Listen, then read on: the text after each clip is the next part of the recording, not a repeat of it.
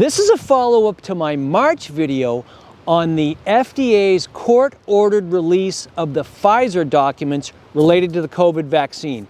And I'm going to start with a quick flashback lesson I learned as a kid. The year was 1971, Forest Grove Junior High, 7th grade, first semester, French 101. A student in class got off on the wrong foot with our teacher, Miss Hawkins. And by student, I mean me. We butted heads. I didn't put in the work that I should have. One thing led to another, and well, let's just say my final grade wasn't exactly Dean's List. So anyway, I did what made the most sense. I changed the grade on my report card. Mom and Dad were happy for a while. Well, predictably, inevitably, they discovered my fancy footwork within a couple of weeks, and I swallowed my pride. I had to come clean. I groveled. I felt like an idiot, naturally. But most of all, I was disappointed in myself for not putting in the work I should have, for disappointing my parents, and then compounding that by being deceitful about it.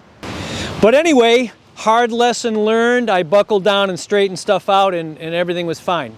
You know, like you or any normal person, non-sociopathic person would do. And then on the other hand, there's Big Pharma and Big Government. What do they do when their con, their swindle, their lies are exposed? Nothing. No apologies, no regrets, no explanations, not even any excuses. They keep plowing straight ahead. Nope. No humble pie for them. In fact, they double down. They're calling now for not less, but more vaccines. In fact, children age 5 and over are now eligible to get the jab. And if that's not enough, Pfizer and Moderna are seeking authorization to inject 6-month-old babies.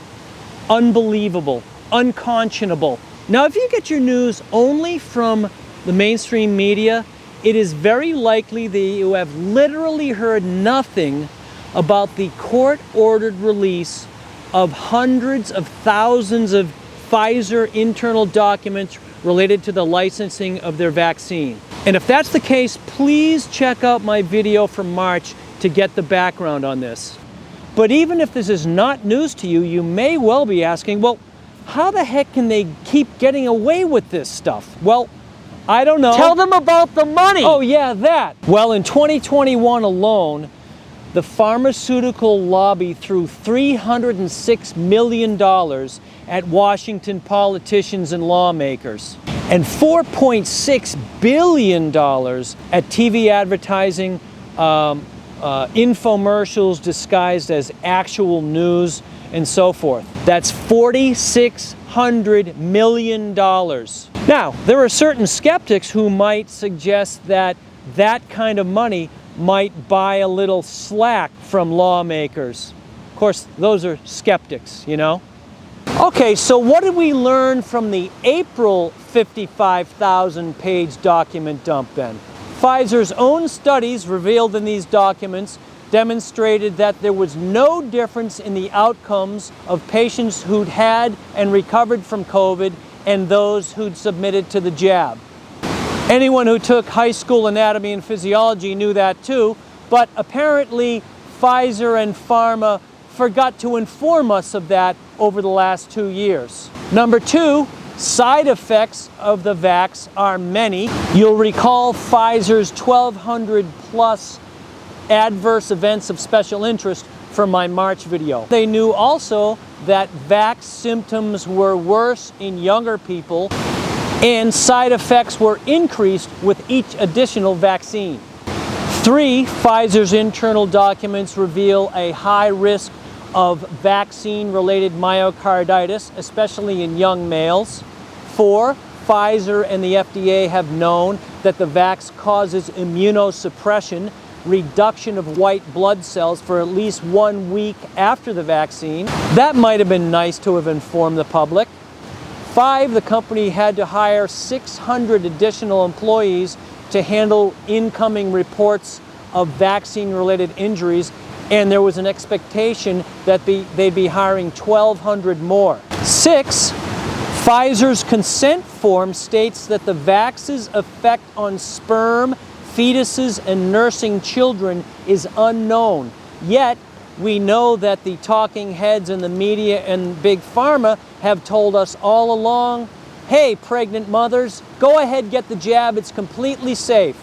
Have you heard the term vaccine-associated enhanced disease, otherwise known as VAED?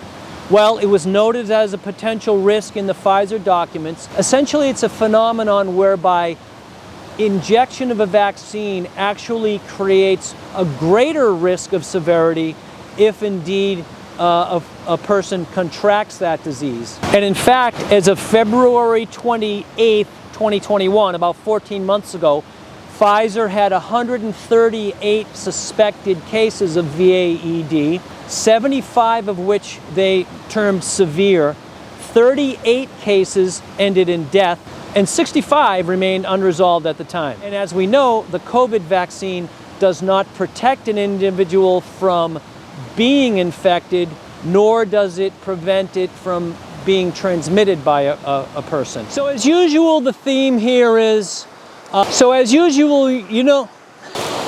usual, the theme in my video is about the same, isn't it?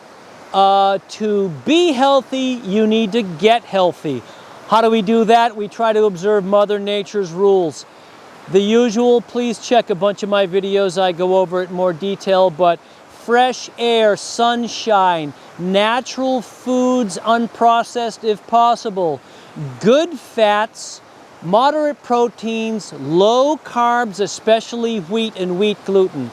This all sort of plays into the body's natural, innate capacity to heal itself.